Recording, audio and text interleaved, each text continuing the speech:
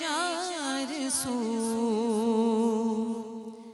لا فنا کی صدا اب بھی ہے چار سو، اللہ اللہ اللہ اللہ اللہ اللہ اللہ اللہ اللہ اللہ اللہ۔ چاند تاروں کی شان جمالی میں تو، سبز پتوں میں پھولوں کی لالی میں تو، خوشے خوشے میں تو ڈالی ڈالی میں تو، ٹہنی ٹہنی میں تو، بالی بالی میں تو، اور بوٹے بوٹے میں گل، گل میں بو بو میں تو، اللہ اللہ اللہ اللہ اللہ اللہ اللہ اللہ۔ کہ دید کس کو میسر تیری ذات کی، لاکھ موسیٰ نے تجھ سے مناجات کی، چھپ کے پردے میں کی جب کبھی بات کی، اور محمد سے کی دو بدو گفتگو، اللہ اللہ اللہ اللہ اللہ اللہ اللہ اللہ اللہ اللہ اللہ۔ سبحان اللہ، ماشاء اللہ، بارک اللہ، قبل اللہ۔ بسم اللہ الرحمن الرحیم، الحمد للہ الذی ہدانا لہذا وما کننا لنہتدی لولا ان ہدانا اللہ۔ اللہم صلی علی سیدنا و مولانا محمد عدد ما فی علم اللہ، صلاۃ دائمۃ بدوام ملک اللہ۔ جو شرف ان کی اطاعت سے عطا ہوتا ہے، وہ شرف سارے مراتب سے سوا ہوتا ہے، اور سر وہ سر ہے جو جھکا رہتا ہے پیش خالق، اور دل وہ دل ہے جو مدینے میں لگا ہوتا ہے، اور آنکھ وہ ہے جو صدا ڈھونڈتی ہے شہر نبی، اشک وہ ہے جو مدینے پہ فدا ہوتا ہے، اور ان کے دامن سے حقیقت میں جو ہے وابستہ منبع حلم محبت کی ضیاء ہوتا ہے، اور اس کا خالق بھی ہے، مخلوق بھی اس کی منظر، جو در سرور عالم سے جڑا ہوتا ہے۔ جناب در سرور عالم سے جڑنے والے انعام یافتگان عباد الرحمن، یہ جماعت صحابہ کرام علیہم الرضوان ہے۔ یہ وہ ممتاز بارگاہ ہے کہ جنہیں سفر و حضر میں جمال نبوت کی تجلیاں ملی ہیں، کہ جو حالت ایمان میں سرکار دو عالم کا دیدار کرنے والے ہیں، اور حالت ایمان ہی میں اس دنیا سے کوچ کر جانے والے ہیں، یا سابقون الاولون میں شامل ہیں، نیکیوں پہ مستقیم ہیں، سبقت لے جانے والے ہیں۔ جناب دوڑ دوڑ کے وہ کام کرتے ہیں کہ جس سے اللہ تبارک و تعالیٰ کی رضا اور خوشنودی حاصل ہوتی ہے، یہ عشرہ مبشرہ میں شامل ہیں۔ یہ ذوالنورین ہیں، دو نور والے، نور کی سرکار سے پایا دوشالہ نور کا، ہو مبارک تم کو ذوالنورین جوڑا نور کا۔ یہ ذوالہجرتین ہیں، یہ جامع القرآن ہیں، یہ حافظ القرآن ہیں، یہ ناشر القرآن ہیں، اور یہ کامل الحیاء والایمان ہیں۔ آج ہم جناب امیر المؤمنین خلیفہ ثالث حضرت سیدنا عثمان غنی رضی اللہ عنہ، اللہ ان سے راضی اور یہ اللہ سے راضی کا ذکر کرنے کی، خواتین کی طبقے کی یقیناً ترجمانی کر رہی ہوں، نمائندگی کر رہی ہوں، تو الحمدللہ رب العالمین ہم سب سعادت حاصل کر رہے ہیں۔ محترمہ شمائلہ ناصر کی خوبصورت آواز، میں خود ان کی بہت بڑی فین ہوں، اور بے مثال انداز سے ہم نے آج کے پروگرام کا آغاز کیا۔ ان کے ساتھ موجود ہیں ماشاءاللہ نوجوان نسل کا ممتاز نام، خوبصورتی کے ساتھ گفتگو کرتی ہیں۔ ہم عالمہ سعدیہ سعید کو، شمائلہ ناصر دونوں کو سلام عرض کرتے ہیں، السلام علیکم ورحمۃ اللہ۔ اور جناب یہاں میرے بائیں جانب ہماری رہنمائی کے لیے جو موجود ہیں، نوجوان نسل ہو یا جناب ادھیڑ عمر کی خواتین ہو، میں نے ہر کسی کی زبان سے، لبوں سے ان کی تعریف سنی ہے، اور کیوں نہ ہو، آپ بڑی ہی خوبی کے ساتھ آسان اور عام فہم انداز میں دین سمجھاتی ہیں، دین سے وابستہ ہیں، اور جو دین سے وابستہ ہو جاتا ہے اللہ کا خاص کرم اور فضل اس پہ ہو جاتا ہے۔ سلام عرض کرتے ہیں جناب ڈاکٹر امتیاز جاوید خاکوی صاحبہ کو، السلام علیکم۔ وعلیکم السلام۔ کیسی ہیں آپا؟ الحمدللہ ماشاءاللہ۔ سیرت عثمان غنی پروگرام کا سرنامہ ہے، اور پہلا سوال آپا کہ حضرت عثمان غنی رضی اللہ تعالیٰ عنہ کی زندگی کے ابتدائی حالات کے حوالے سے میں چاہتی ہوں کہ آپ ولادت کے حوالے سے کلام فرمائیں۔ شکریہ ندا۔ بسم اللہ الرحمن الرحیم۔ والذین یبیتون لربہم سجدا وقیاما، صدق اللہ مولانا العظیم۔ با حیا اور با وفا رفیق رسول، اہل محبت میں سے، السابقون الاولون میں سے، عشرہ مبشرہ میں سے، اور آپ نے جیسے کہا کہ ذوالہجرتین اور ذوالنورین، تو ذوالشہادتین بھی ہیں۔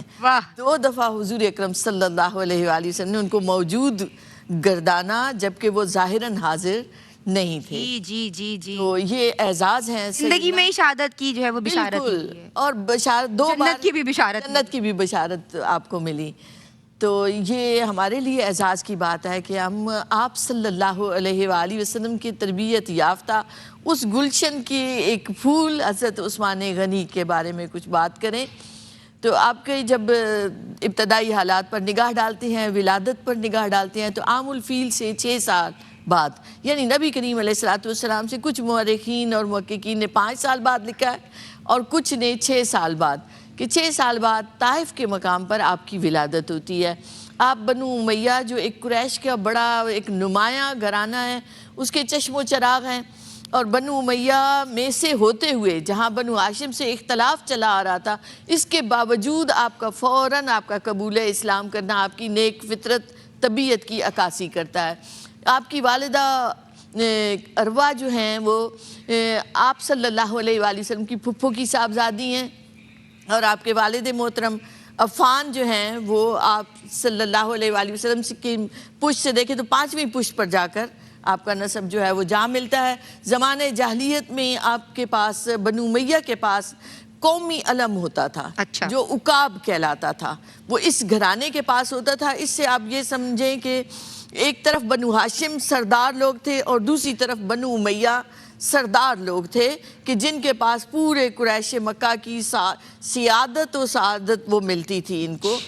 تو بنو امیہ سے چونکہ آپ کا تعلق بھی ہے، اور آپ کی جو کنیت آتی ہے تاریخ میں ابو عبداللہ کے نام سے، آپ پڑھنا لکھنا جانتے ہیں، اور آپ نے بالغ ہوتے ہی جیسے جو پیشہ تھا وہ تجارت کا اختیار کیا۔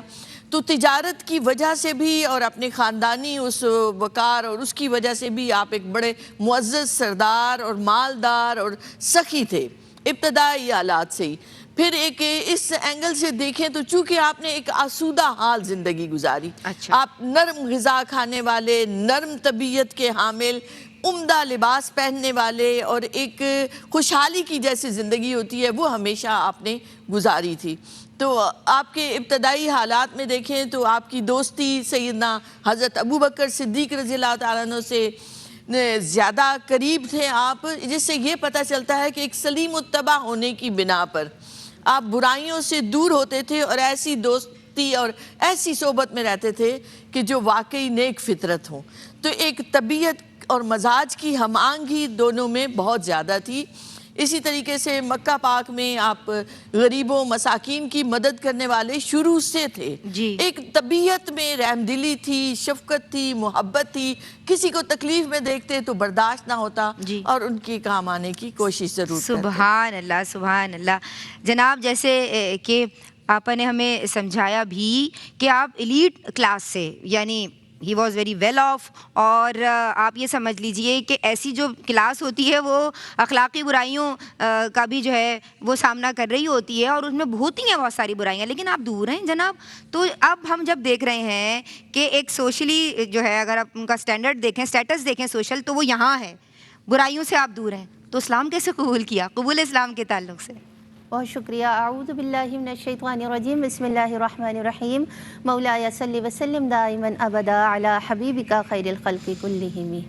واہ کیا مرتبہ عثمان ذو النورین کا، دل نے ہے خطبہ پڑھا عثمان ذو النورین کا.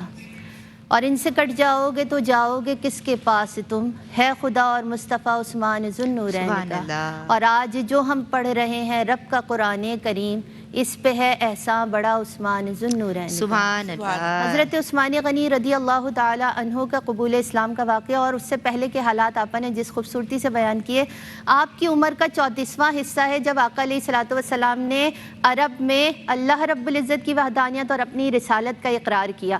تو اس وقت حضرت عثمان غنی رضی اللہ تعالی عنہ، کیونکہ ایلیٹ کلاس ہونے کے باوجود بھی آپ تمام برائیوں سے دور تھے، اور آپ کے رفیق ہی اتنے خوبصورت تھے کہ آپ کبھی کسی برائی کی طرف گئے ہی نہیں. تو جب اعلان حق ہوا، کمپنی اچھی ہے نا، اب تو انسان اپنے صحبت سے کمپنی سے پہچانا جاتا ہے. تو اس کی وجہ سے آپ دیانت دار تھے، مذہبی تھے، آپ ویسے بھی ہر کلاس میں اعلیٰ تھے. تو آپ نے فوری طور پر اس دین کو قبول کرنے کی نیت کر لی. اور کچھ روز بعد آپ حضرت ابو بکر صدیق رضی اللہ تعالیٰ عنہ سے ملاقات کے لیے حسب معمول جایا کرتے تھے، اور آپ ویسے ہی تشریف لے گئے. تو آپ نے دین اسلام کے حوالے سے ان سے گفتگو کی، اور حضرت ابو بکر صدیق کی گفتگو آپ کے دل میں ایسی اثر انداز ہو گئی کہ آپ نے ارادہ کر لیا کہ میں دین اسلام کو قبول کروں گا. اور جب یہ دونوں حضرات اٹھ کر جانے لگے تو ابھی چلے بھی نہیں تھے کہ آقا علیہ الصلوۃ والسلام وہیں تشریف لے آئے. اور آقا علیہ الصلوۃ والسلام نے پہنچتے ہی حضرت عثمان غنی رضی اللہ تعالیٰ عنہ سے فرمایا کہ اے عثمان، رب کی جنت قبول فرمائیے. اور پھر آقا علیہ الصلوۃ والسلام نے فرمایا کہ میں آپ کی اور لوگوں کی ہدایت کے لیے مبعوث کیا گیا ہوں. تو یہ آقا علیہ الصلوۃ والسلام نے جیسے ہی فرمایا تو حضرت عثمان غنی بیان کرتے ہیں کہ زبان نبوت کے یہ سادہ الفاظ میرے دل پر ایسے راسخ ہوئے کہ میں نے فوراً دست مبارک پر دین اسلام کو قبول کیا، اور میرے لبوں سے کلمہ طیبہ جاری ہو گیا، کلمہ شہادت جاری ہو گیا. اور اگر ایک اور روایت ہم دیکھیں تو ہمیں اس سے بھی پتہ چلتا ہے کہ آپ نے دین اسلام کو ایسے قبول کیا کہ آپ اپنی خالہ کی بیمار پرسی کے لیے تشریف لے گئے. تو آپ یہ بیان کرتے ہیں کہ وہیں پر ہی آقا علیہ الصلوۃ والسلام تشریف لائے. تو میں انہیں غور سے دیکھنے لگا. جب میں انہیں دیکھنے لگا تو آقا علیہ الصلوۃ والسلام نے فرمایا اے عثمان کیا دیکھتے ہو؟ تو آپ عرضی پیش کرتے ہیں کہ میں یہ حیران ہوں کہ آپ کا ہم میں بڑا رتبہ ہے، اور جو کچھ میں نے سنا ہے، کیونکہ آقا علیہ الصلوۃ والسلام کے نبوت کے چرچے ہونے شروع ہو گئے تھے. جو کچھ میں نے سنا ہے تو وہ صحیح ہے. تو آقا علیہ الصلوۃ والسلام نے فرمایا لا الہ الا اللہ، رب کی قسم. حضرت عثمان فرماتے ہیں کہ میں نے یہ سنا تو میں کانپ اٹھا. تو آقا علیہ الصلوۃ والسلام نے اس آیت مبارکہ کی تلاوت کی. اس کا آیت مبارکہ کا مفہوم یہ ہے کہ اللہ رب العزت نے تمہارے لیے آسمان میں روزی رکھی ہے، اور جس کا اس نے وعدہ کیا ہے، اور جو کچھ آسمان و زمین کے رب کی قسم جو کچھ تم نے سنا تم بولتے ہو وہ تحقیق ہے، یعنی کہ وہ صحیح ہے. پھر آقا علیہ الصلوۃ والسلام باہر تشریف لے گئے. تو حضرت عثمان فرماتے ہیں کہ میں سرکار کے پیچھے تشریف لے گیا اور ان کے ہاتھ پر دین اسلام کو قبول کر کے میں مسلمان ہوں. سبحان اللہ سبحان اللہ. کتنی پیاری بات. اسی سے ہم بریک پہ جائیں گے کہ سرکار کا دیدار کر رہے ہیں اور سرکار پوچھتے ہیں کہ کیا دیکھ رہے ہیں آپ. تو یہ اتنی پیاری جماعت ہے کہ یہ سرکار کا دیدار کر رہی ہے اور حالت ایمان میں. تو کیا ہی بات ہے جناب. ان کا ذکر ہو رہا ہے اور وہ کیا پرکیف منظر ہوگا میں وہ سوچتی ہوں. تو ایک یعنی کیف جو ہے وہ مزید دوبالا ہو جاتا ہے اور حالت جو ہے وہ بس میں بتا نہیں سکتی. ایک بریک لے رہے ہیں, واپس آتے ہیں. السلام علیکم ورحمۃ اللہ. بسم اللہ الرحمن الرحیم. السلام علیکم ورحمۃ اللہ وبرکاتہ. سیرت عثمان غنی رضی اللہ تعالی عنہ کے ساتھ ایک مرتبہ پھر حاضر خدمت ہیں. طبقہ خواتین کی جانب سے ہماری عقیدتوں کا خراج ہے. یہ وہ ممتاز بارگاہ ہے کہ جسے ذوالنورین کہا جاتا ہے, ذوالہجرتین کہا جاتا ہے. میری کوشش ہوگی کہ اسی حوالے سے کلام کیا جائے. جناب میں آپا آپ کی جانب آؤں گی اور مجھے یہ بتائیے کہ آپ کو جو ذوالنورین کہا جاتا ہے, دو نوروں والے, اس کی تفصیل میں جاننا چاہتی ہوں. شکریہ ندا. اعلیٰ حضرت کا ایک شعر مجھے قصیدہ نور کا یاد آتا ہے کہ تیری نسل پاک میں ہے بچہ بچہ واہ نور کا. واہ واہ, تو ہے عین نور, تیرا سب گھرانہ نور کا. سبحان اللہ. تو اور نور کی سرکار سے بے پایا شک. دوشالہ آیا دوشالہ نور کا. وہ مبارک تم کو ذوالنورین جوڑا نور نور کا. سبحان اللہ سبحان اللہ. ہاں. تو آپ اس جہت سے دیکھیں تو دیکھیں جب کلمہ پڑھ لیتے ہیں تو نور داخل ہو جاتا ہے. واہ. نور کا بیج پڑ جاتا ہے. سبحان. اور آپ چوتھے نمبر پر آپ اسلام قبول کر رہے ہیں. نبی کریم علیہ الصلوۃ والسلام کے سامنے تشریف فرما ہے, براہ راست وہاں سے فیض مل رہا ہے, فیضان نبوت. تو ایک نور ہی نور اندر داخل ہو رہا ہے جو آپ کے اخلاق سے, آپ کے کردار سے, آپ کے عمل سے ظاہر ہو رہا ہے. مگر یہ جو ذوالنورین کا آپ کو لقب ملا ہے, نبی کریم علیہ الصلوۃ والسلام کی دو صاحبزادیاں آپ کے نکاح میں آئیں. اور مورخین کہتے ہیں کہ حضرت آدم علیہ السلام سے لے کر آج تک انسانی تاریخ میں یہ واقعہ نہیں ہوا کہ کسی بھی شخص کی زوجیت میں کسی نبی کی دو صاحبزادیاں نکاح میں آئی ہوں. اور قیامت تک ہو بھی نہیں سکتا. قیامت تک بھی نہیں ہو سکتا, بالکل, کیونکہ آخری نبی ہیں. تو یہ اعزاز حضرت عثمان غنی رضی اللہ تعالیٰ عنہ کو حاصل ہوا کہ دو صاحبزادیاں یک کے بعد دیگرے آپ کے نکاح میں آئیں. پہلی جو ہے حضرت سیدہ رقیہ رضی اللہ تعالیٰ عنہ, آپ مکہ پاک میں ہیں. اور حضرت عثمان غنی حسین و جمیل ہیں, آسودہ حال ہے. تو آپ یہ اپنے لیے اتنا بڑا اعزاز سمجھتے ہیں کہ حضور کی صاحبزادی آپ کے نکاح میں آتی ہیں. اللہ اکبر. تو اس جوڑے کی ہر کوئی تعریف کرتا ہے. سیدہ رقیہ رضی اللہ تعالیٰ عنہ کو بہت محبت اور عزت ملی سیدنا حضرت عثمان غنی رضی اللہ تعالیٰ عنہ سے.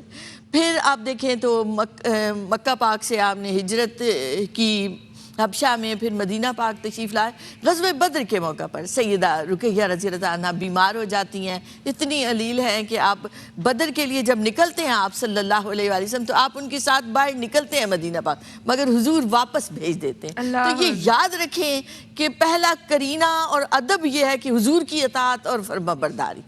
تو آپ صلی اللہ علیہ وآلہ وسلم نے انہیں اپنے حکم سے مدینہ پاک واپس بھیجا.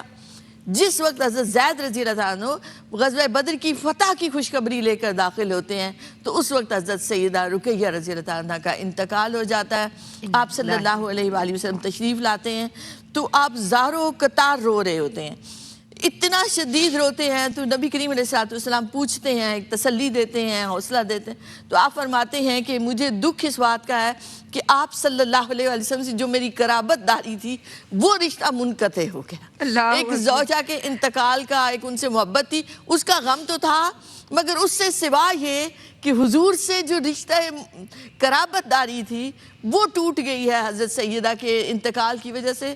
تو نبی کریم علیہ الصلوۃ والسلام نے اپنی دوسری صاحبزادی حضرت سیدہ ام کلثوم رضی اللہ تعالیٰ کو آپ کے نکاح میں دیا اور فرمایا کہ یہ اللہ کا حکم ہے. تو ان دو صاحبزادیوں کے آپ کے نکاح میں آنے کی وجہ سے آپ کا لقب ذوالنورین. سبحان اللہ پا, سبحان اللہ. اور آپ نے یہ بھی اظہار فرمایا کہ اگر اور صاحبزادیاں ہوتی, اور بھی صاحبزادیاں ہوتی تو میں آپ کو کے بعد نکاح میں دیتا. اور ایک روایت میں تو آتا ہے 100 بیٹیاں بھی ہوتی تو میں آپ کی اللہ, کتنا بڑا شرف اور فضیلت ہے. اور سرخ و سفید, حسین و جمیل, ایلیٹ کلاس, جتنی جو محمود اوصاف جتنے ہو سکتے ہیں وہ سارے کے سارے حضرت عثمان غنی میں موجود ہیں. میں آپ کی سمت آؤں گی اور ہجرتوں کے حوالے سے جیسے ہم بات کر رہے تھے, ذوالنورین کے حوالے سے آپ نے بتایا, آپ کا ایک اور ٹائٹل, ایک اور لقب ہے ذوالہجرتین, اس حوالے سے کلام کیجیے. جی بسم اللہ الرحمن الرحیم. دیکھیے جب حضرت عثمان غنی رضی اللہ تعالیٰ عنہ نے دین اسلام کو قبول کیا تو اس کے قبول کرنے کے بعد آپ پر مصائب بھی بہت آئے, آپ پر پریشانیاں بہت آئیں, آپ کو سزائیں دی گئیں, یعنی کہ آپ کے سگے چچا نے آپ کو لوہے کی زنجیروں میں باندھ دیا تھا, اور اس کے باوجود بھی آپ نے دین اسلام کو نہیں چھوڑا, تو آپ کو ایک کمرے میں بند کر دیا گیا, اور اس کمرے میں بند رہنے کے بعد بھی آپ کے چچا نے کہا جب تک تم اپنے آباء و اجداد کا دین واپس قبول نہیں کرو گے ہم تمہیں آزاد نہیں کریں گے. تو حضرت عثمان غنی رضی اللہ تعالیٰ عنہ نے بیان کیا کہ میں دین اسلام کو نہیں چھوڑوں گا, میں اسی پر ہی قائم رہوں گا, میں پچھلا دین قبول نہیں کروں گا.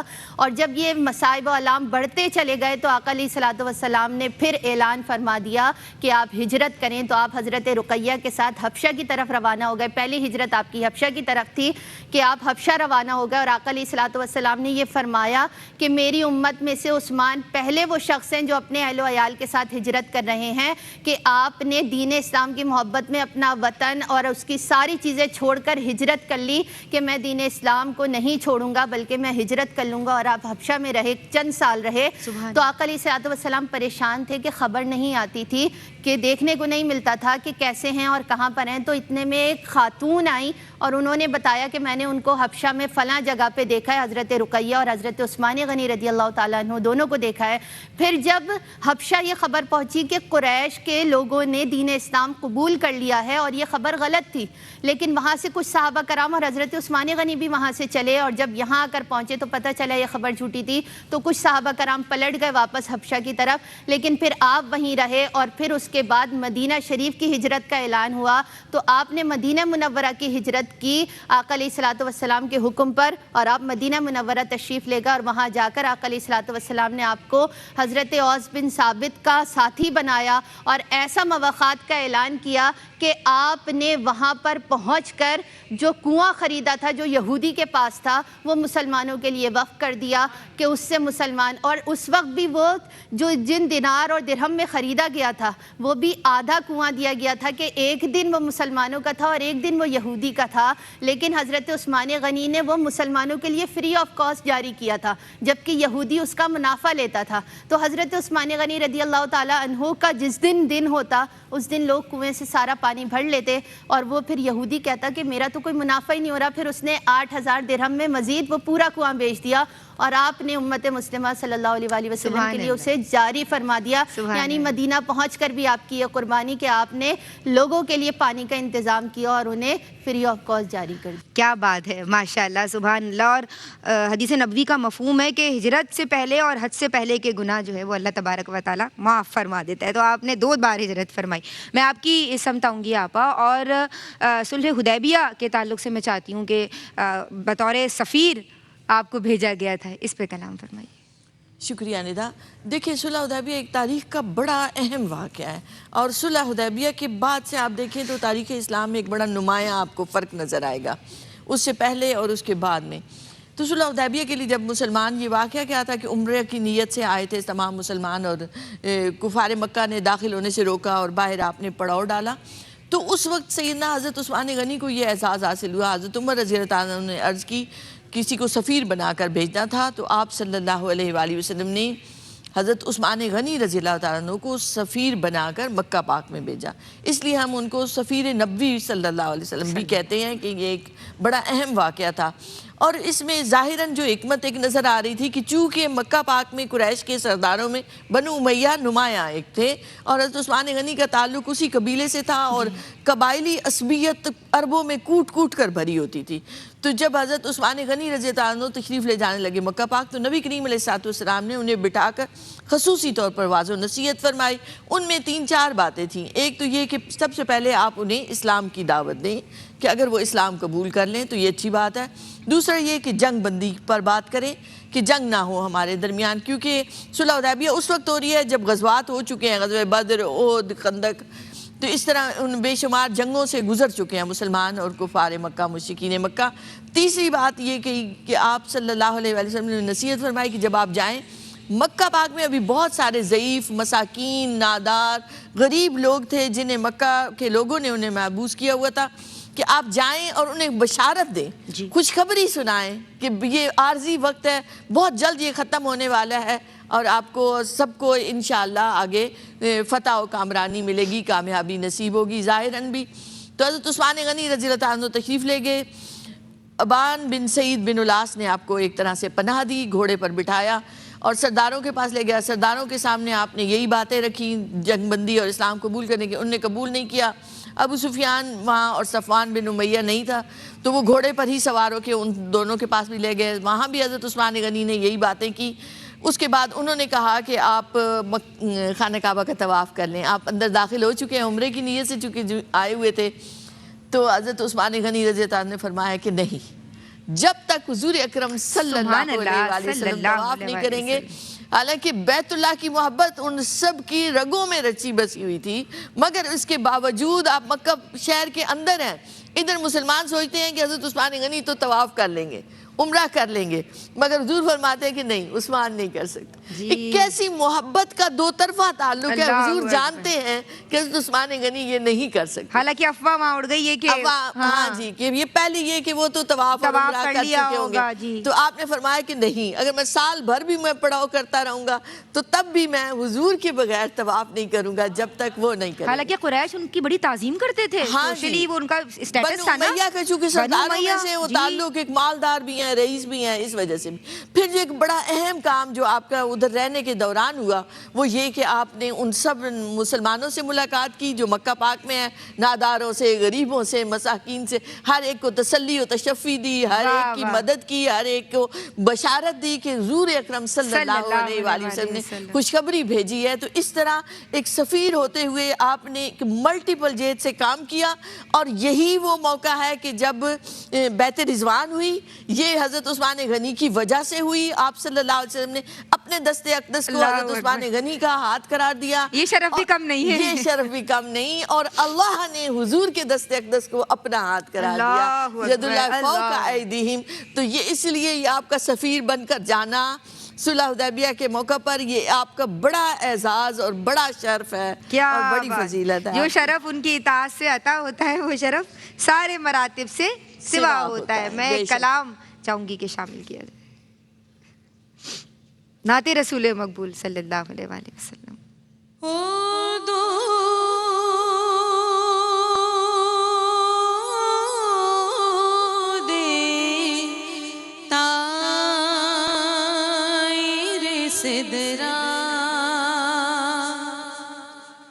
حضور جانتے ہیں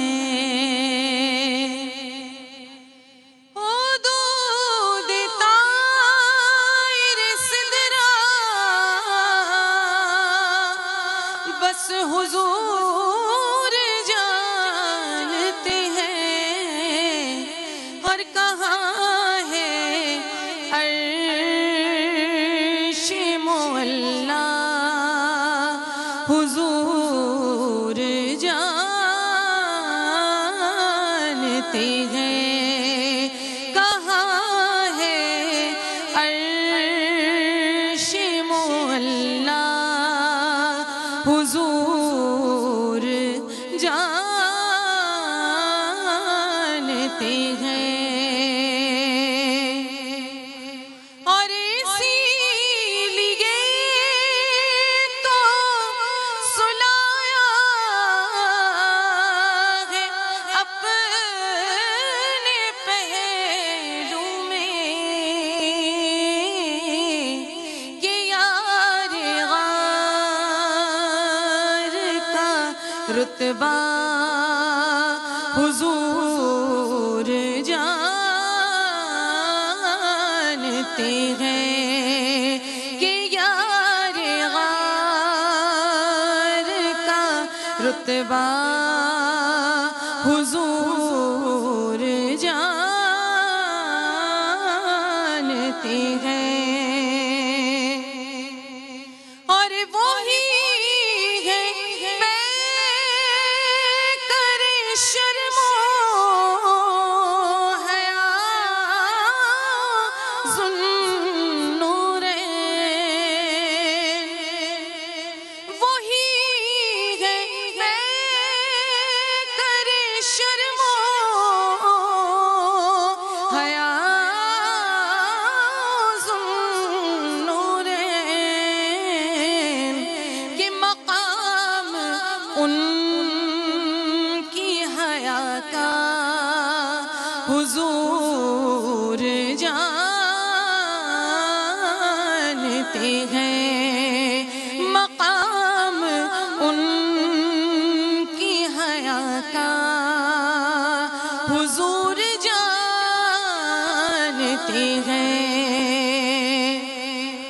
اور ہمیں شعور کہاں ہے جو کربلا میں ہوا،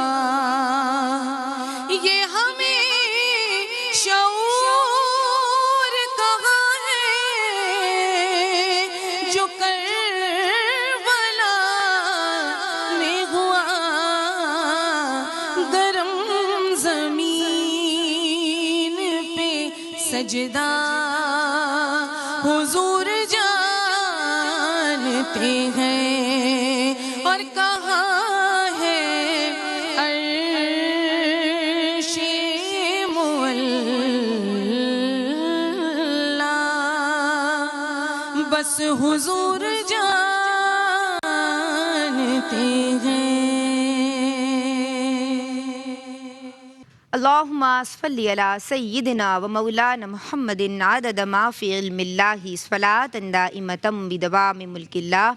السلام علیکم ورحمۃ اللہ وبرکاتہ۔ سیرت عثمان غنی رضی اللہ تعالی عنہ، یعنی اللہ تبارک و تعالی اس جماعت سے راضی ہے، اور یہ جماعت اللہ تبارک و تعالی سے، اور کیوں نہ ہو جناب یہ وہ ممتاز بارگاہ ہے جو براہ راست جناب حضور جان عالم صلی اللہ علیہ وآلہ وسلم سے فیض پا رہے ہیں، یعنی ان کے منٹور ہیں حضور جان عالم صلی اللہ تعالی علیہ وآلہ وسلم۔ میں آپ کی سمجھاؤں گی، اور عالمہ سعدیہ سعید ہمیں یہ بتائیے کہ جو آپ کا عہد خلافت ہے، یا جو آپ مسند خلافت پہ فائز ہوئے، تو اس حوالے سے آپ کس طرح ہماری رہنمائی فرمائیں گی؟ کس طرح دیکھتی ہیں آپ کا عہد خلافت؟ بسم اللہ الرحمن الرحیم۔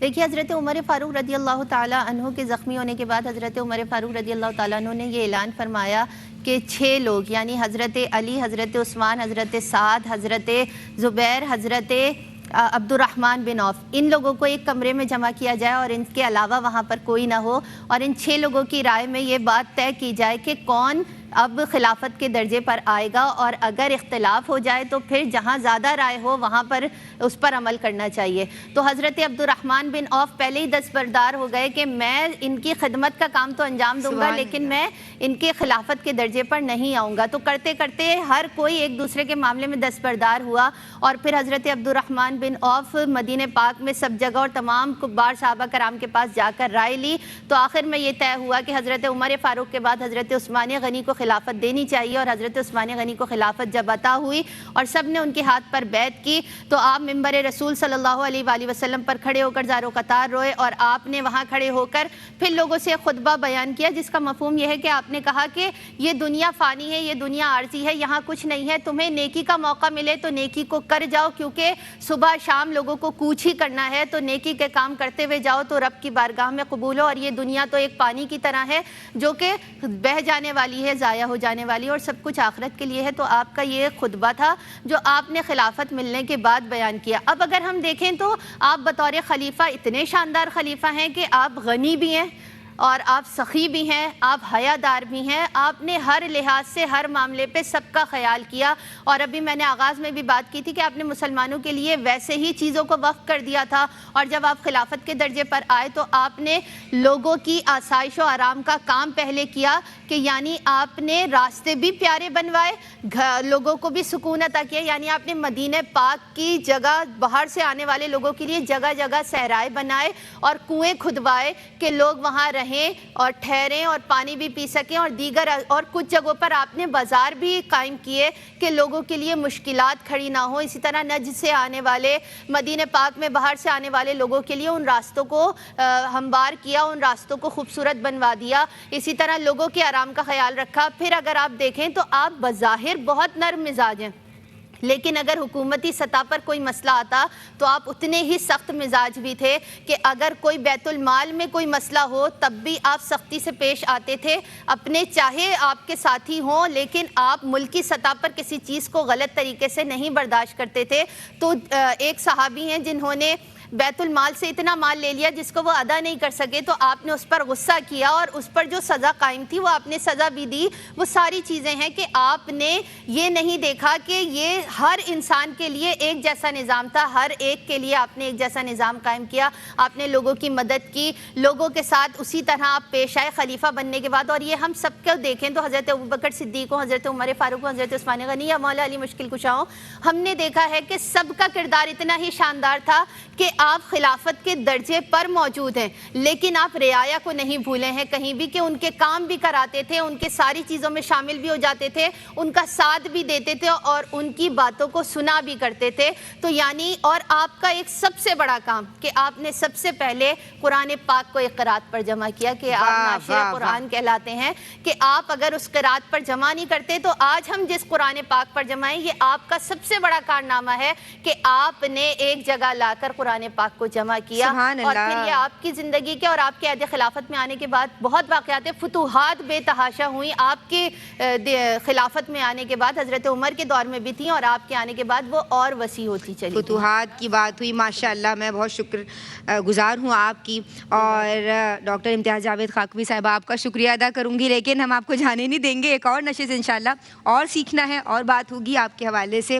اور شمالہ ناصر میں بہت شکر گزار ہوں, ماشاءاللہ آپ تو پڑھتی ہی ایسا ہیں کہ کیا کہنے آپ کے, اور ہم سب آپ کے فین ہیں, ہم سب آپ کو سننا چاہتے ہیں.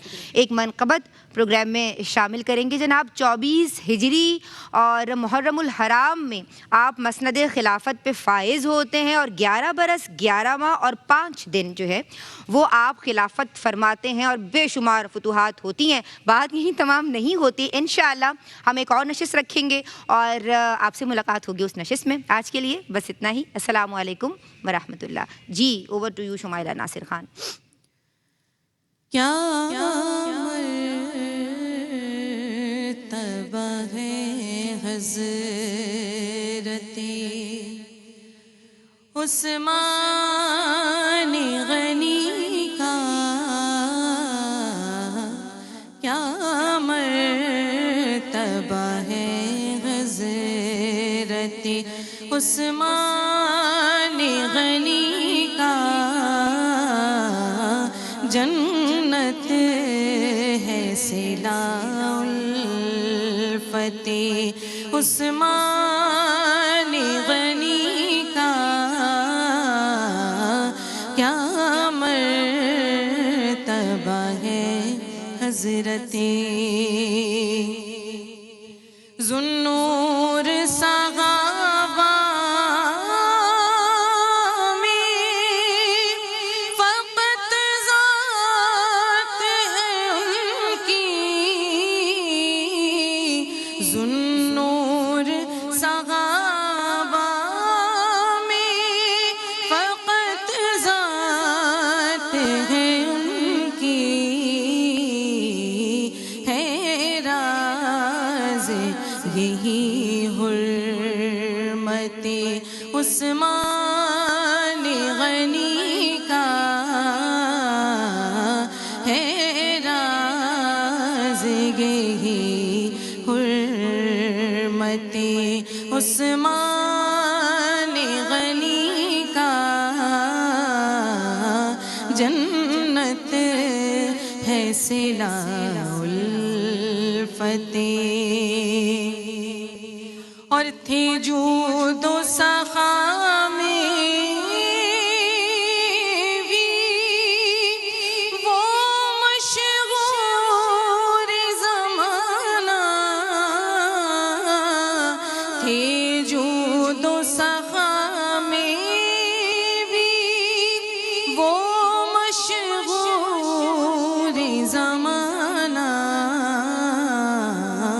چرچا تھا گر دولت عثمان غنی کا,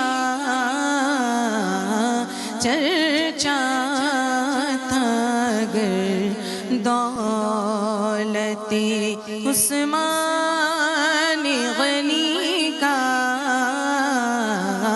کیا مرتبہ ہے حضرت ایک لہجہ قرآن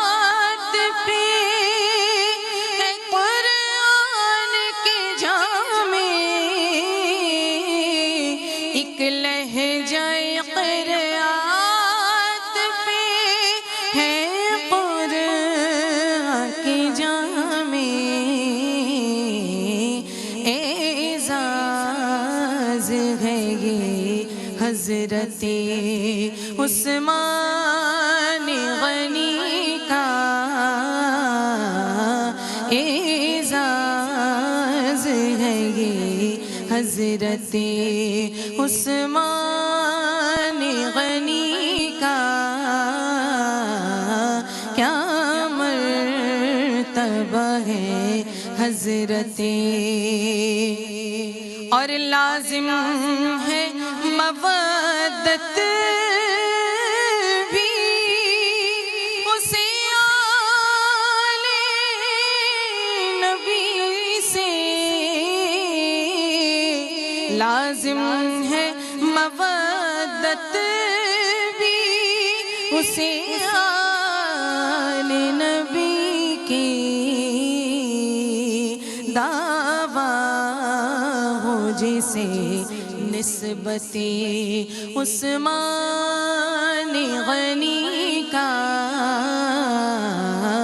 دعویٰ ہو جسے نسبت عثمان غنی کا کیا مرتبہ ہے حضرت عثمان غنی کا جنت ہے صلہ الفت عثمان غنی کا کیا مرتبہ ہے حضرت